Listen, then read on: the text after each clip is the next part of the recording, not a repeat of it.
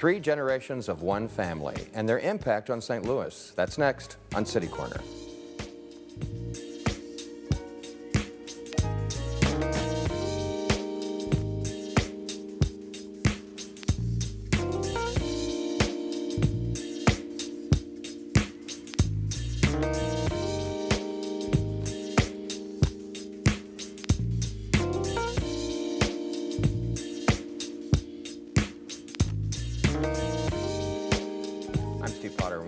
Corner.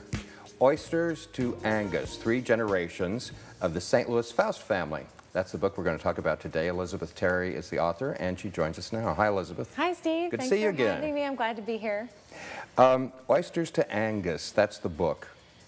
And the Faust family, well, let me back up and say that I think if we think there's like the family of St. Louis history, we would say it's the Bush family. But maybe you're here to say they're not the only ones? I think that the Bush family's story cannot be told without the Faust family. And that's interesting that the Faust family's sort of gotten lost in history and the Bush family hasn't.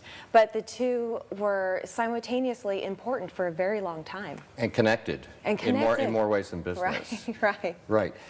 What do you think the average person knows about the Faust family? Most people, at least in the back of their mind, remember Faust restaurant or hearing about it. Yeah, a lot of the older demographic says there was a restaurant. They know that much. And then the younger crowd knows Faust Park out in West Chesterfield. County. Right. Yeah. Yeah, it's a great place for kids. So. Well, how did you get hooked on this? I think there was a story that maybe it was one weekend morning or something, you were at Faust Park with, I don't know, family or friends. What happened? That's very true. We had moved here, my husband and daughter and I had moved here from Virginia and didn't know a single soul and didn't know anything about St. Louis. And so we went, I saw in the paper, Faust, is that how you pronounce that? Faust Park? And so I thought, let's go, there's a festival. And so I did. I asked this guy in a shirt, hey, can I help? Is there anything I can do? He had a St. Louis County Parks shirt on. And the next thing I knew, I was doing research on the family. Esley Hamilton, the great historian for St. Louis County Parks, had done some work, but there was so much more that needed to be told. Is there not a book about the Faust family that you know of, besides yours? No, this is it. What I think so interesting is you're not a native St. Louis, and you said, where'd you say, West Virginia? Or? Virginia is where we moved from. And you became so interested with history here in St. Louis. Yeah, and I think that, you know, even though I've been here 10 years, I think that I bring objectivity that a native St. Louisan doesn't have. At least that's what I'm going on. I think that's probably true. Let's look at this first image. This is a picture of Tony Faust coming up next any second. And this was the original person you're talking about. And we're talking about three generations, and he's the first. Right, he's the first. So Tony Faust is the patriarch of this family, and he immigrated from Germany. He was 12 years old during that failed revolution of 1848. There was a series of revolutions that swept Europe, and in Germany it was put down. So I think that had a big impact on him. And so Tony Faust came to the United States when he was 17. He came by himself, as far as I can tell, and made his way to St. Louis. You know, I told you I really relate to it because my great-grandfather came from Germany almost at the same year when he was 14. So that must have been, I mean, it was something that a lot of Germans did then.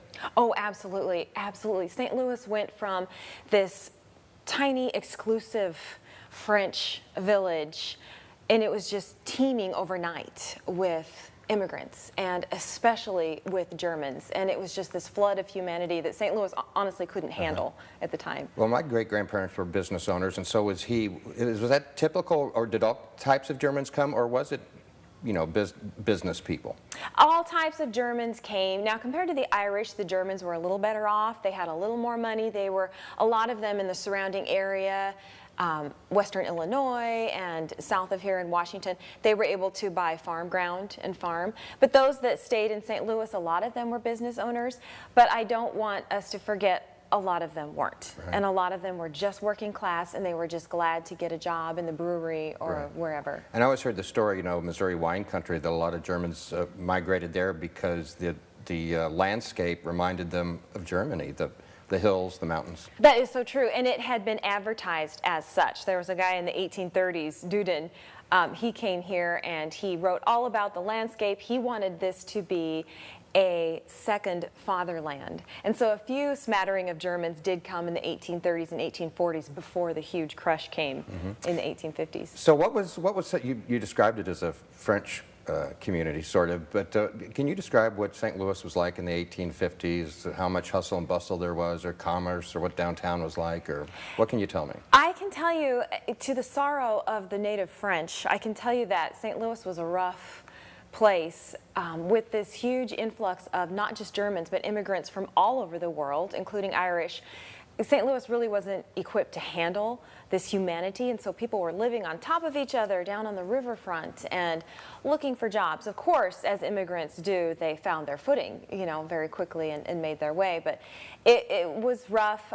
This gave credence to the temperance movement, which soon followed, because what came with the Germans came the beer industry, and these breweries sprang up and beer gardens sprang up, and so their nativism sprang up as well because of this change in culture. Gotta love the Germans for the beer gardens. Oh yeah. Right? So did Tony Faust come with money or not? That I never found out. You don't want to say this on TV, but I worked and worked to find that out. Where did he get his seed money for his restaurant? I do not know. I'm just speculating. I don't know if his close friendship with Adolphus Busch, the founder along with Anheuser of Anheuser-Busch Brewery, I don't know if that had anything to do with Tony Faust's wealth. But he became very, very wealthy very, very quickly with the beginnings of an oyster cafe. Well, we have two images of his restaurant, and while we look at those, what can you tell me about that? Well, now, this is not the first restaurant. He had a cafe. His original cafe was on Carondelet Road in Frenchtown, and that was established in the early 1860s. This then is 20 blocks north on Broadway and Elm. He was so successful at his first one, he moved to the heart of the city. And so this was built in around 1870, 1871. And this is great. You see behind it is the Southern Hotel.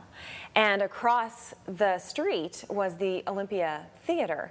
So he had lots and lots of visitors from all around the world. They'd stay at the hotel, they'd go to the theater, they would eat at his restaurant. And what's unique about it is the rooftop garden. And you just didn't see anything like this anywhere in the West. And of course he's German, and of course he has a beer garden on top of his restaurant. And it was beautiful. He had a landscaper come he put a grotto in the corner with a waterfall, and he had electric lights, and a little orchestra would play. I think we've got another shot of the restaurant. I think it's the same one. Yeah, so then the Southern Hotel burned in 1877, and then he built that restaurant with the beer garden in the late 1870s. 10 years later, he had so much business, he wanted to rebuild.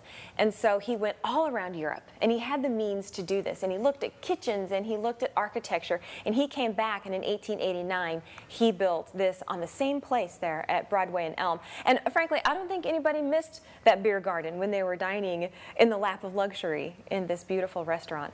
And was it a German-themed beer garden? I guess it was. So German food, and was that unusual? And back in those days, was it mostly German people that would eat there, or was everyone enthralled with that new kind of food? Lots and lots of Germans, of course. Anheuser-Busch brewed Faust beer for his German friend and the German clientele, and he sold Leberwurst and sausage and all of those things. But everyone came, not just the Germans. People that would go to the theater and were dressed in their finery, they would go eat at this fancy restaurant. So it was a nice restaurant. It was a beautiful, beautiful, nice Expensive restaurant. Expensive for the time, I guess. Probably expensive for the time, but it was also a saloon. And he had this really long bar, and he employed mostly Germans. So people came from all over. He invited everyone, and there were bar fights in the middle of the night. You know, it doesn't mean everyone got along. Really? Wow. Do you know much about his personality? Oftentimes people that own bars and restaurants are pretty outgoing and friendly. I wonder if he was. He was. And it's interesting, as a historian, I do not impose opinion or bias, but as you learn about these individuals, as I learned, their personalities took place. And he was jolly. He was fun to a fault. His employees, stole from him, and he said, "Drink all the beer you want all day," which was a custom. The employees of Anheuser-Busch Brewery drank beer all day long, and they did at Tony Faust's restaurant, and the waiters were devoted to him because he was so kind and good and fun. He loved whimsy.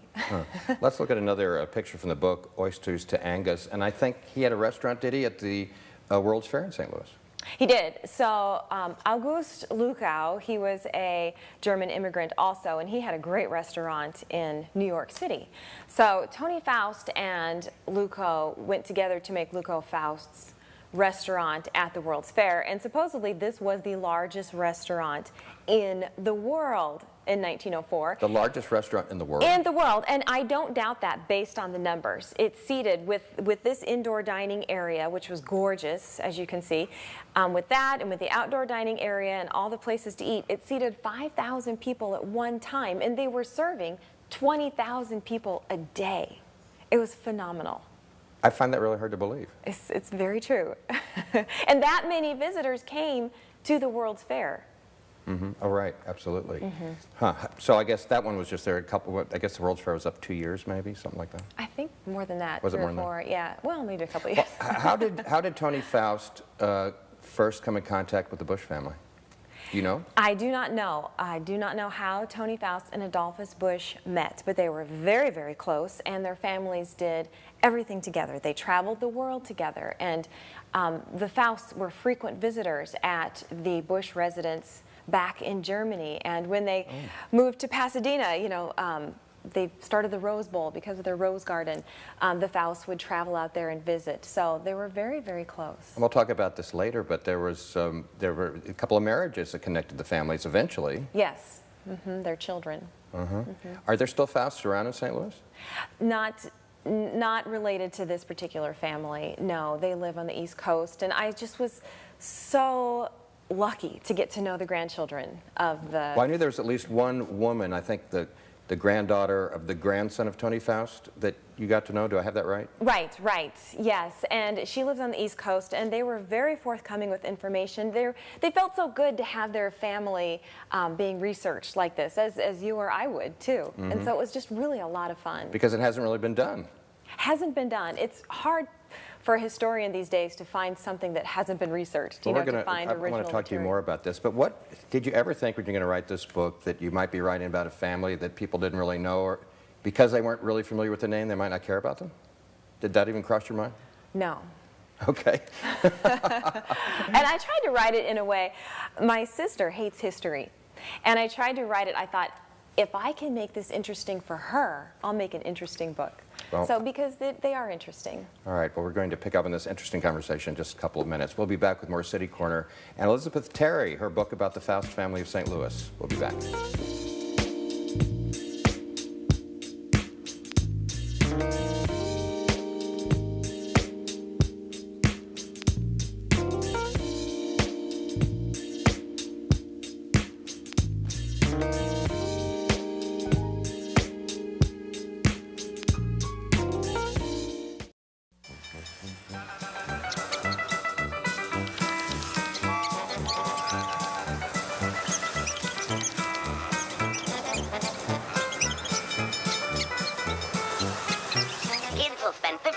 Watching online videos like this one.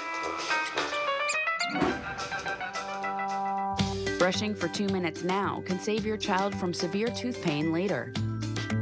2 minutes, twice a day. They have the time.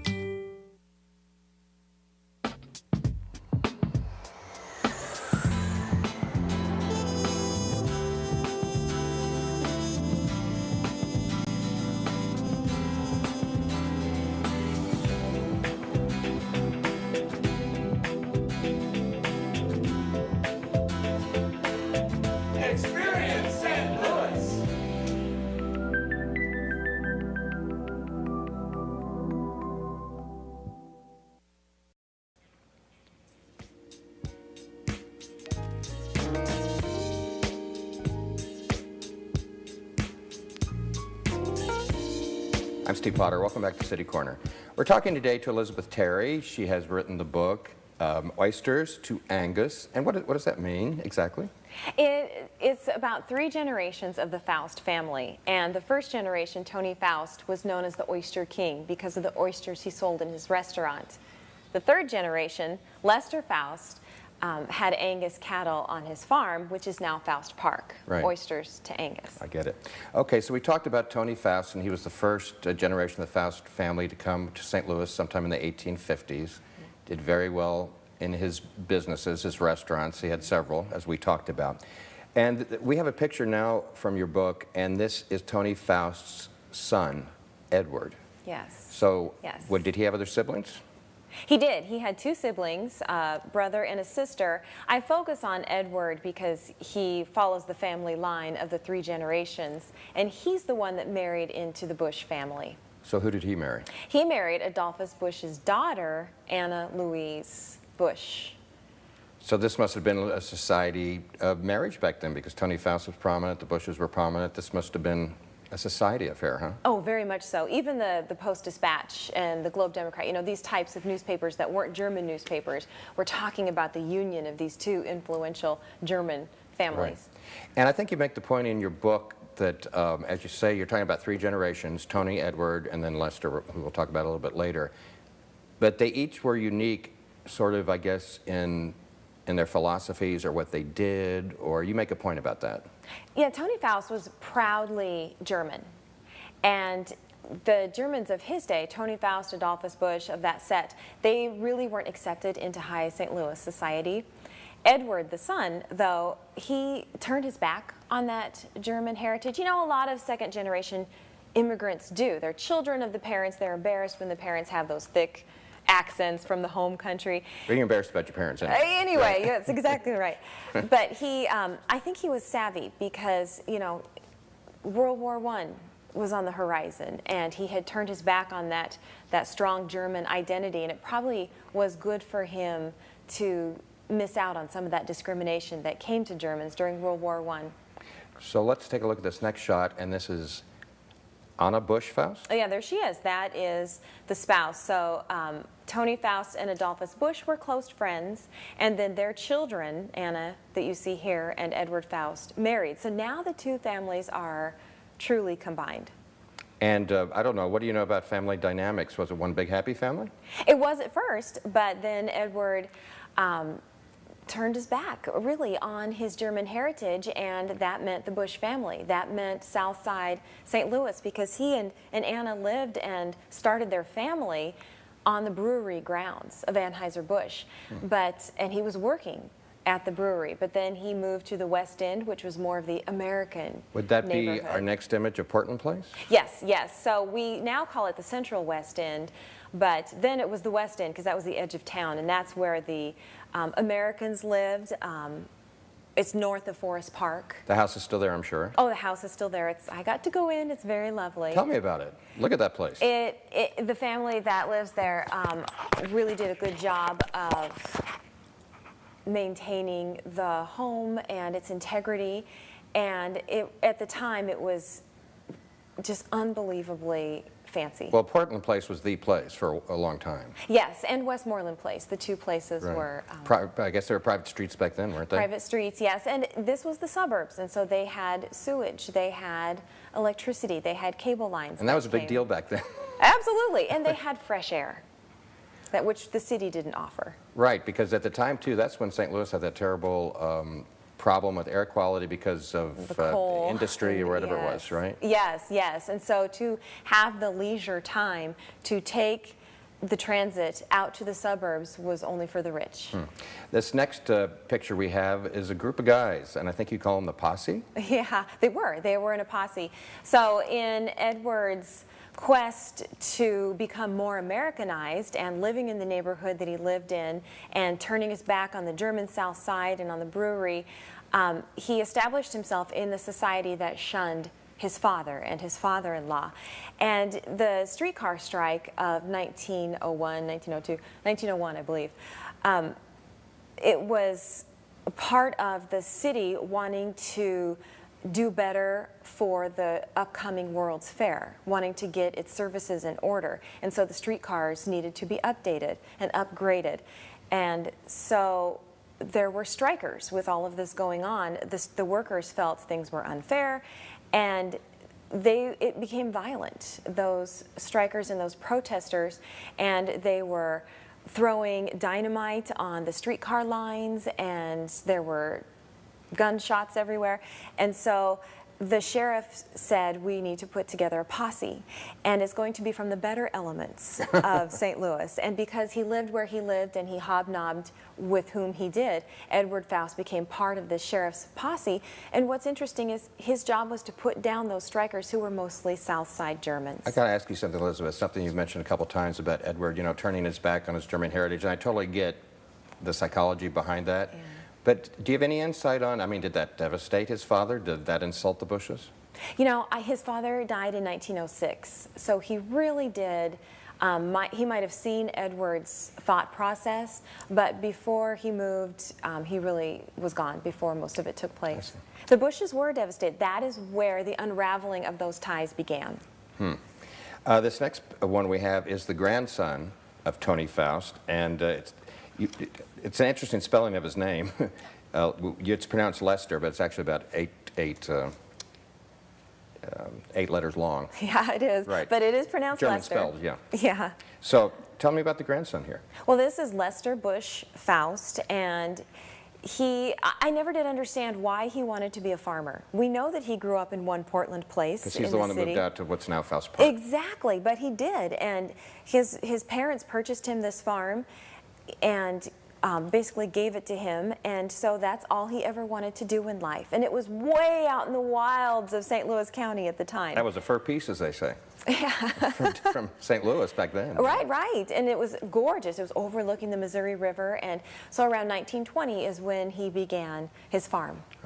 And he's the one who you got to meet his granddaughter. Yes. Did she know him? Did she have any memories of him or of the farm or anything? Yes, yes. She was practically raised there.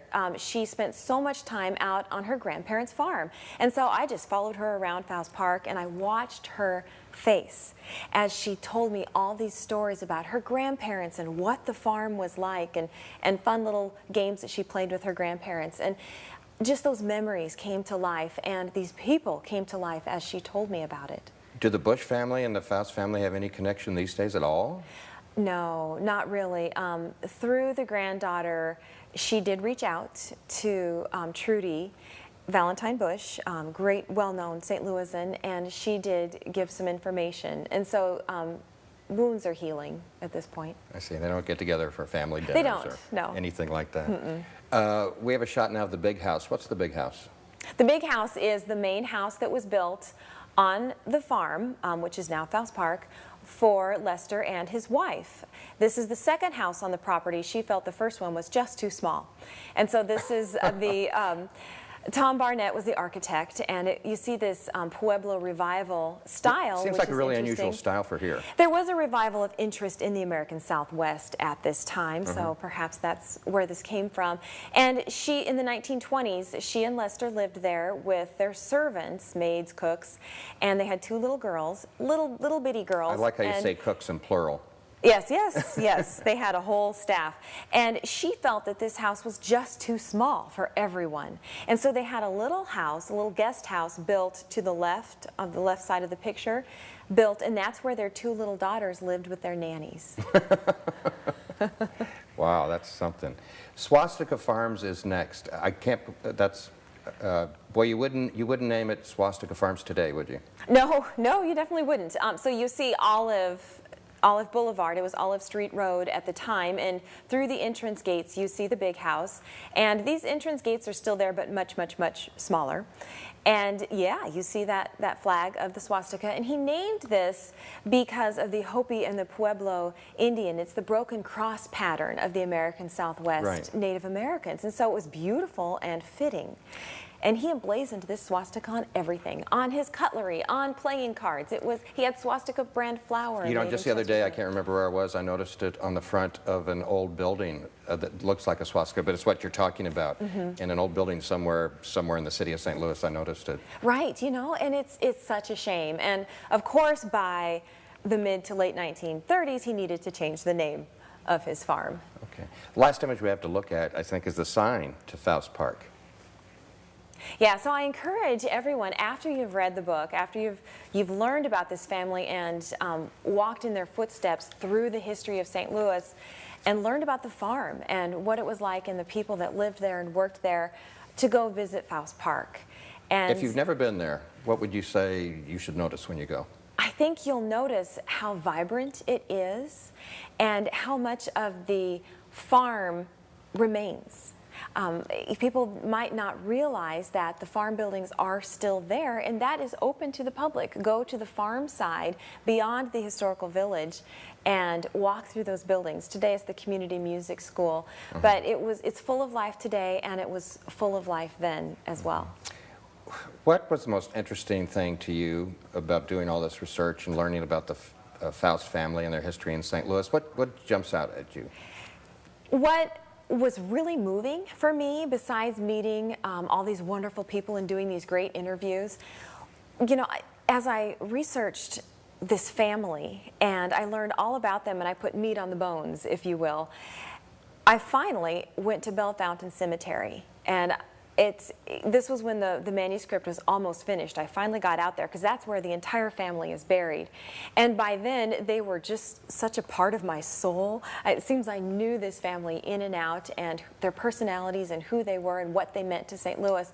And I finally went to Bell Fountain Cemetery, and I just saw their plots, and I put my hands on their gravestones, and that was just really moving for me to be so close to them and honor them that way. Elizabeth, one thing before you go, there's something you're involved with. The church is having an anniversary coming up. What's all that about? I am the archivist and historian for Salem United Methodist Church. That's at Lindbergh and Highway 40, and this is its 175th year. Wow. So it's amazing. In 1841, this church was founded not at the location it is now. It was founded in the city by a German immigrant, and the Methodists were temperate, of course. So you've got these German immigrants who were temperate, and so it's a fascinating history and a dichotomy. But you have an event coming up? We do. We have an event coming up on August 29th. I invite all of your viewers to go to Schneidhorst's in Ladue and hear great music and listen to me talk about this church and the German history, and mostly listen to the music and drink a beer.